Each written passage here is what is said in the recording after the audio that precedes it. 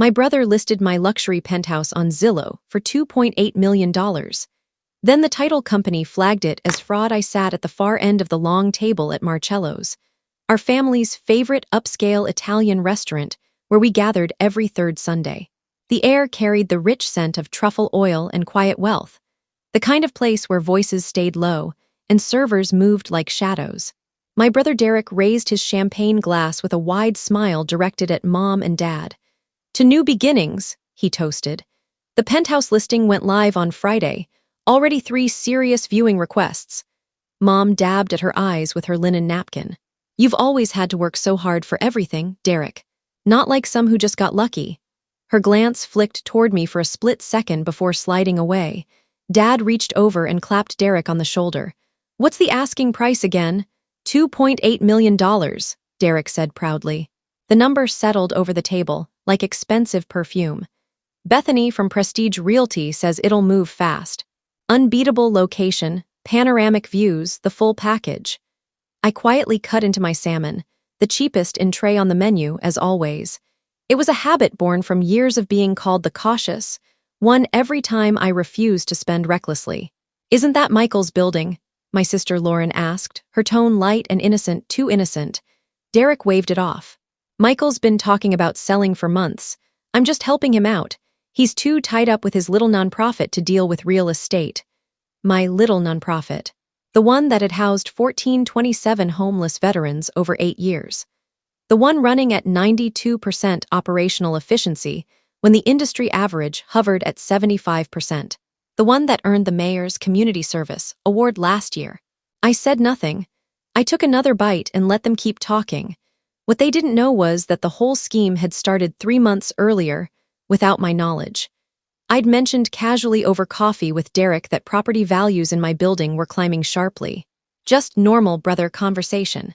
What I didn't realize was that Derek had already consulted a lawyer, started practicing my signature, and decided my penthouse, the one I'd bought with every dollar I'd earned before founding the nonprofit, was now his to claim. I only learned the full extent later, through recordings, documents, and the exhaustive evidence I collected over 23 intense days. At that Sunday brunch, the real estate agent Bethany appeared at our table. Mid-40s, perfectly tailored suit, practiced smile. She'd been seated nearby, waiting for Derek's text. "Derek," she said warmly, shaking his hand. "Just confirming, showings tomorrow at 2 p.m. and 4 p.m. The Singapore buyers are very interested." "Perfect," Derek replied. "I'll make sure everything's ready." Bethany glanced briefly at me, then back to Derek. A flicker of confusion crossed her face, but she covered it smoothly. "Great, I'll email the showing agreements tonight." After she left, Lauren leaned in. "How much commission are you making?" Derek shrugged modestly. "Standard 3%, but it's not about the money. It's about finally stepping up, taking charge, being the real head of this family." Dad nodded approvingly. Mom squeezed Derek's hand, eyes shining. "I signed my own check. $28. I always paid for myself. Here's what I didn't tell them. I already knew everything. Weeks earlier, I'd received an email from building management. Subject, unauthorized request for duplicate keys. Someone claiming to be me had submitted a form for extra keys to my penthouse. The signature didn't match the one on file. I called Marcus, the property manager who'd known me for 6 years. We flagged it immediately. "Don't approve anything," I told him, "and don't mention that you contacted me." "Understood," Marcus said quietly. "Michael, is everything okay?" "It will be." That night, alone in my penthouse, the real one, the one I actually owned, I made a choice. I could have confronted Derek right then, called the family, shut it down with one angry phone call. Instead, I chose patience, strategy, evidence. I'd spent 8 years building a nonprofit from nothing. 8 years mastering systems, documentation, compliance, and endless patience. I could outlast any scheme. I hired Catherine Reeves, an attorney who specialized in real estate fraud. She reviewed the forged key request, my title records, everything. "He'll need more documents," she said. "Power of attorney, deed transfers, notarized forms. Let him keep going. The deeper he digs, the stronger our case." "He'll actually list it?" I asked. "Oh yes," she said. "He'll list it, show it, maybe even open escrow. But the moment he tries to transfer title, the safeguards kick in. Title companies have fraud protocols exactly for this. So I just wait. You document, she corrected, every text, call, visit. You're building an airtight prosecutable file. That week, I installed discrete, voice-activated recorders throughout the penthouse, linked to encrypted cloud storage. Legal for evidence collection under attorney-client privilege. I also fed Derek bait. At family dinners, I casually mentioned thinking about downsizing to free up money for the nonprofit. His eyes lit up. I texted him that I'd changed the door code, then gave him the old one on purpose. I watched the security footage as he entered my home 3 separate times over 2 weeks, measuring rooms, taking staging photos, planning his renovations. During this period, I started keeping a private mental ledger, the ghost ledger, of everything this family had cost me emotionally over the years. Years labeled the cautious one while Derek was praised as ambitious.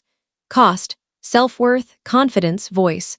156 Sunday meals over 3 years where I paid my own way while Derek's was covered. Cost, belonging. The Christmas I gave Derek $3,000 for a business idea that failed, and he never paid me back. Cost, trust, plus $3,000. Mom's 60th birthday where my nonprofit award got one polite mention, but Derek's new car was discussed for 40 minutes. Cost, maternal recognition, unrecoverable. Every family photo where I was placed at the edge because Michael doesn't care about being in the center. Cost, visible proof that I mattered.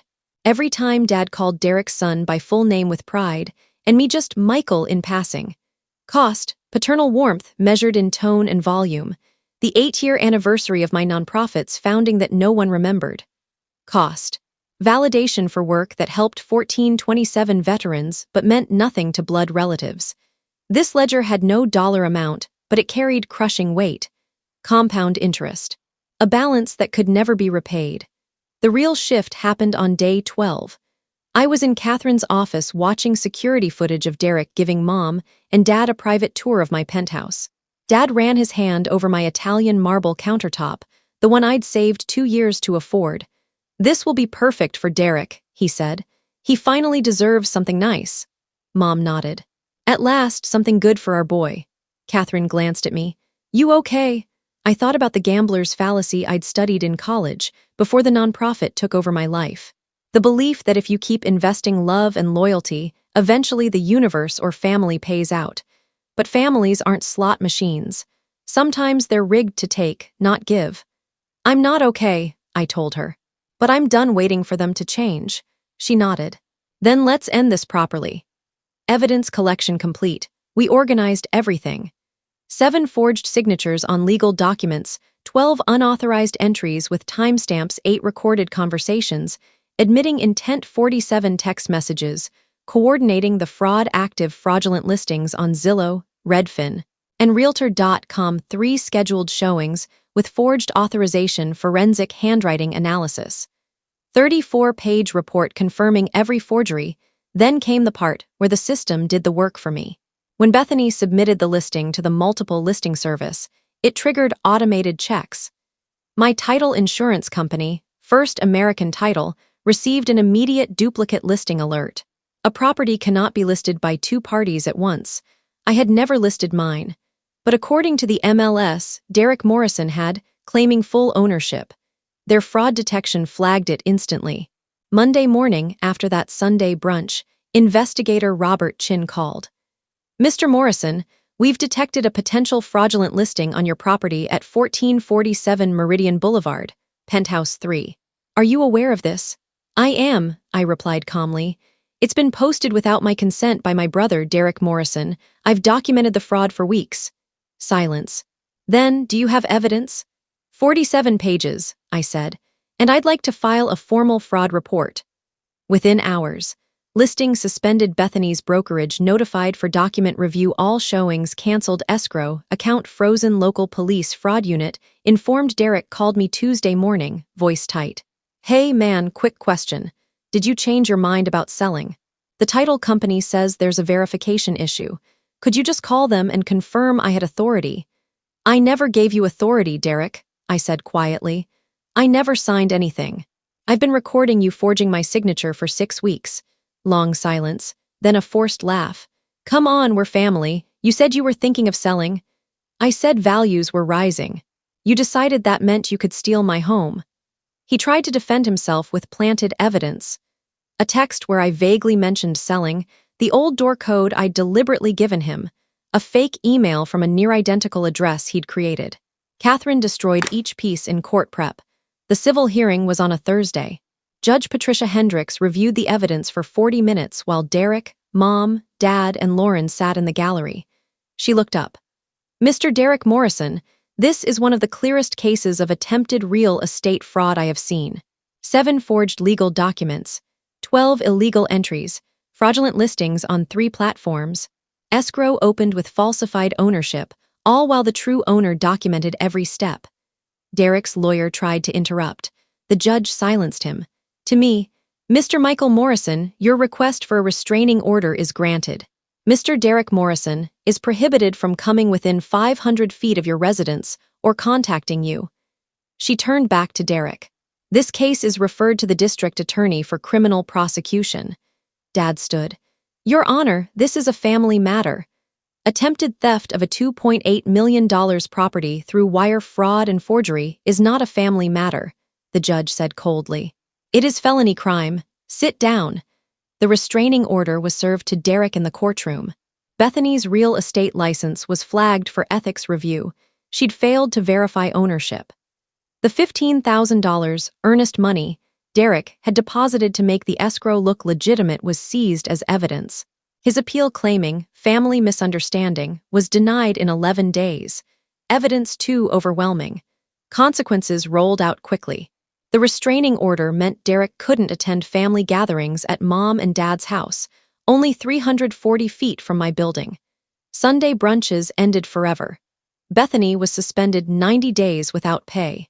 Derek paid $45,000 retainer for criminal defense, plus a $127,000 civil judgment covering my legal fees, title costs, new locks, and emotional distress.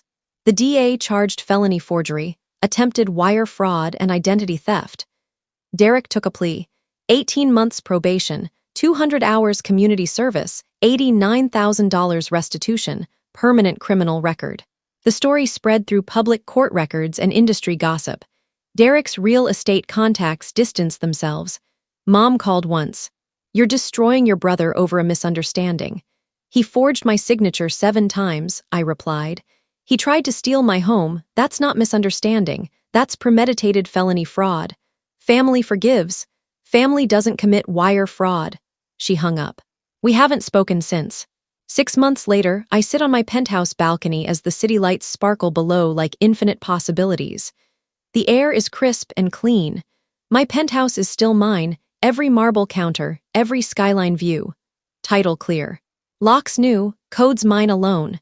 The nonprofit expanded. We housed 247 more veterans this year. The mayor called personally for our 10-year anniversary. Derek's probation continues. He violated it once trying to contact me indirectly. The judge added 6 months. Mom and Dad paid his legal bills and tell people I overreacted. Lauren calls it family loyalty, as if loyalty means covering up crimes. Sometimes I still think about the ghost ledger. All those years of being the careful one, the lucky one, the one who didn't count as much. All those meals I paid for alone while Derek was celebrated. The ledger is closed now. Balance 0. They assumed family meant I'd stay silent. That love meant I'd surrender everything. Instead, I documented. I waited. I let the fraud prevention systems do their job. Derek wanted to be the man of the family. He became the felon of the family instead. I feel no guilt. I feel free. The penthouse is quiet. My home, my title, my life. They tried to write my story, the brother who got lucky, who didn't deserve it, who could be erased. Instead, I wrote theirs. And I wrote myself completely out of their narrative. The city glows below. My bourbon is the good stuff. I can afford it now. And for the first time in my adult life, I'm not waiting for family to finally see me. I see myself clearly. That's more than enough. Thank you for watching my story. If you enjoyed it, please subscribe and press the bell icon. Stay tuned for more real-life stories. Get more experiences.